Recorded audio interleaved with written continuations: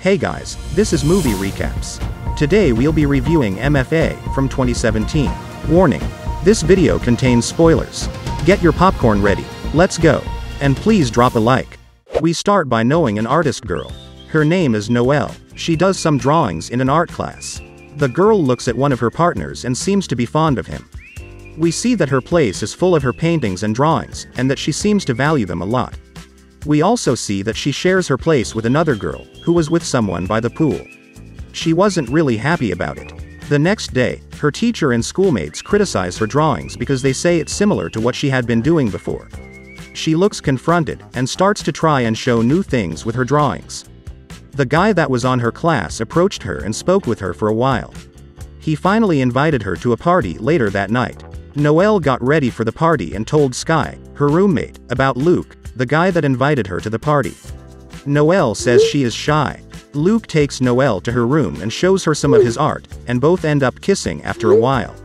The thing is that Luke goes way too fast and does things to her in spite of Noelle not wanting them. Noelle ends up crying and torn up. The next day, her roommate Sky noticed something had happened to her, and Noelle tried to hide what had happened, but finally cried and told her everything. Her friend convinced her of not telling anyone about it at school, because something similar had happened to one of her friends and the girl was unalive. Noelle didn't listen to her and told the school psychologist, who immediately doubted about everything Noelle was telling her. Luke invited Noelle to his place. She went there and told him she needed him to ask him for forgiveness. He didn't accept it and started treating her aggressively again. She tried to defend herself and at the same time trying for him to say sorry to her. Luke fell of the stairs. Noelle then went to the bathroom and found out that apparently Luke had drawn her. She threw it to the floor and cut herself with the frame of the picture. The next day, the police came to Luke's place and started investigating. They discovered that the last text sent from Luke's phone was to Noelle. The investigator then went to the school and asked some questions to Noelle, who said that she had been in Luke's place but that he was high. The investigator didn't buy that version. Noelle returned to her place and noticed she hadn't been accused. She also found the notes about other students from a fraternity who had recorded a girl while they did things to her. Noelle visited that girl and told her that she wanted to do her thesis project about those men that mistreated women. The girl spoke with her and told her story, even saying that if she could return she wouldn't have said anything because of the repercussions that it all had in her life. At first no one believed at her, and even with her story the guys that did the things to her were free because their face didn't appear on the videos. Noelle tried to use her art to canalize her feelings, and started attending a support group. She learned that the problem was bigger than she thought, and that a lot of girls had the same problem. She said at the group that she didn't think they were addressing the issues, because it was more important to teach the guys to be nice than teaching girls how to defend themselves. The leader of the group answered that at least they were doing something about the issue. Later, Noelle dressed up and went to a party with a purple wig, a butterfly mask and red lipstick. She saw all kinds of things going on at the party, and she recognized a guy that gave her something to drink and smoke. They went to a room and were having a good time, or at least that's what the guy thought. It was one of the guys that had been mean with the girl from the university. Noelle put something on his drink and repeated the words that the guy had said earlier on the video. She then choked him, stripped him and left the house with her wig still on. She used those feelings to create a new concept with her art, and she seemed happy about it. The detective from the last case found the body of the football player.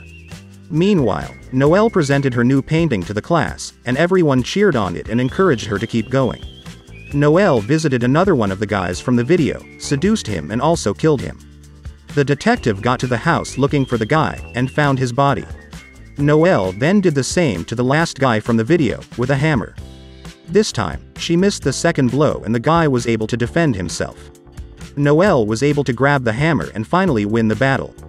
By this point, the case was already famous and more detectives were investigating.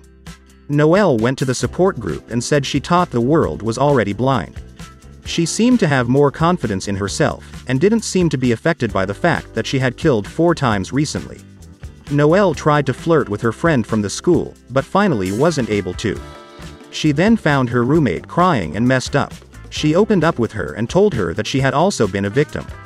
Noelle managed to enter a police station and look for some files on the investigation from her friend. She then visited the school counselor, accusing her of buying paid to mask the accusations. She then went to the house of the guy, stunned him and got him into the trunk of a car. She was on a killing spree. The police catched up to her but she was able to escape before they caught her. The detective visited Sky and asked her about Noelle, but she said nothing. In school, the teacher asked Noelle to speak at the graduation, which was coming soon for her. At their place, Sky found out that she was the one who killed the guy that she had accused before. The thing was the guy was still alive, fighting for his life on the hospital. Noelle said she was going to turn herself in first thing next morning. She then found that her friend had hurt herself. Noelle went to the police station and questioned that law was selective. The detective asked her if she knew a reason about why her friend would kill herself. She cried. Later, Noelle went to the graduation and read her speech. The guy on the hospital woke up in the police and they went on looking for Noelle. She said that it was important to say the truth, no matter the consequences. She finally turned herself in. What a crazy movie. Do you think what Noelle did was good? Tell us in the comments. Previously on Movie Recap. This movie is about a surgeon who gets obsessed with a beautiful woman and destroys her. Warning. This video contains spoilers. Get your popcorn ready, and please drop a like. Let's go. The film begins when we know Nick, our surgeon, through some memories of his family. We discover that his mother was mean to Nick and despised him, and also that she was a single mother who slept with a lot of men, even when Nick was watching. Even with all that memories, Nick grew into a seemingly normal guy, with a job and a girlfriend who loved him. Nick is a really good-looking man, and the first impression you might get of him is that he is a young, accomplished, and successful man, who lives a life that many people would desire. He studied medicine and became a prestigious surgeon who made a name for himself. He worked at a hospital where he was almost praised, and people there really looked up to him. However, his past with his mother never abandoned him, and even being a normal type of guy, his facial expressions and actions looked a bit odd at times. However, up to his adulthood, Nick had what some people would call a good or a normal life. He was respected among the people around him, colleagues and friends, and had a successful career, earning a lot of money. Then we know that Nick's mother dies. She left him a big beautiful house as heritage, that Nick instantly inhabits. Nick is not sad about his mother's death, but there is always some sadness in his looks, especially when he is alone. One night, Nick's at a bar drinking with one of his friends.